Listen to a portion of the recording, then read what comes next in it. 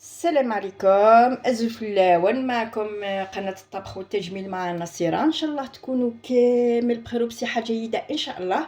قبل ما نروحوا لفيديو تاع نهار اليوم كما العادة راح نذكركم فقط بالاشتراك في القناة فضلا وليس أمرا إن لم تشتركوا من قبل، كذلك تفعيل زر الجرس لكي يصلكم كل جديد من وصفاتي، وأيضا ما تنسونيش بالجيم للفيديو إذا أعجبكم الفيديو والبرتاج مع الأصدقاء لكي تعم الفائدة. إذا نروح الآن لوصفتنا نهار اليوم اللي هي عبارة عن وصفة رائعة جدا للزكام ولا السعال والكحة، اللي يعانوا من السعال والكحة والحساسية أيضا. إذا هذه الوصفة رائعة جدا ومجربة مني شخصيا، حبيت نفيدكم بها، وتحت طلب ايضا بعض الاخوات اللي يطلبوا مني وصفه لهذا الزكام اللي يعاني، وخاصه ونحن في فصل الشتاء بزاف منا اللي يعانيوا من هذا المرض، يعني مرض الانفلونزا ولا لا غريب. حبيت نفيدكم بهذه الوصفه اللي جربتها انا شخصيا، وخاصه هذه الوصفه ايضا مليحه بالنسبه للاطفال الاكثر من 3 سنوات يقدروا يستعملوا هذه الوصفه. اذا الاطفال اكثر من 3 سنوات تقدروا تعطوا لهم من هذه الوصفه. اذا هذه الوصفه نحتاج فقط فيها الى مكونين رئيسيين اللي هما عندي هنايا علك الصنوبر كما تشوفوا هنا في الصورة، هاوليك علك الصنوبر.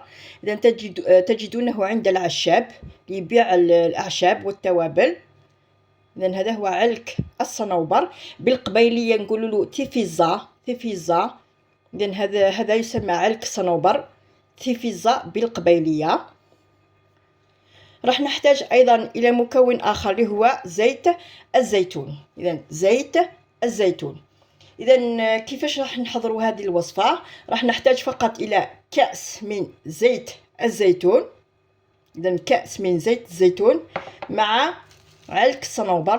تاخذي 3 ولا 4 قطع من علك الصنوبر وتحطيهم في زيت الزيتون. اذا انا وجدت ديجا الوصفه. اذا هذه الوصفه ما تخطينيش، دائما تكون في الدار، دائما نعملها في فصل الشتاء، ولقيت يعني فيها مليحه بزاف للزكام والكحه والسعال والحساسيه ايضا، يعانيوا ايضا من الربو وضيق التنفس، مليحه بزاف. اذا تاخذوا كميه من زيت الزيتون، يعني كاس من زيت الزيتون، تحطوا فيه حوالي 3 إلى 4 قطع من علك الصنوبر. اذا هذا هو علك الصنوبر كما تشوفوا هنا في الصوره. اذا نحطوهم في قاروره. اذا نسكب هذاك الزيت وعلك الصنوبر، نحطوهم في قاروره، نغلق عليها، نخليها مده 24 ساعه. اذا حطوها يتنقى مده 24 ساعه، يعني يوم كامل بهذه الطريقه. اذا راح يطلق مكونات تاعو في زيت الزيتون. اذا الذوق تاعو راح يكون مر. اذا كيفاش تستعملوا هذه الوصفه؟ اذا راح تاخذوا ملعقه من الاكل في الصباح وملعقه من الاكل في الليل، يعني قبل النوم. اذا ملعقه في الصباح، ملعقه كبيره في الصباح، وملعقه كبيره في الليل قبل النوم. إذا صدقوني هذه الوصفة رائعة جدا ومجربة مني شخصيا، حبيت نفيدكم بها.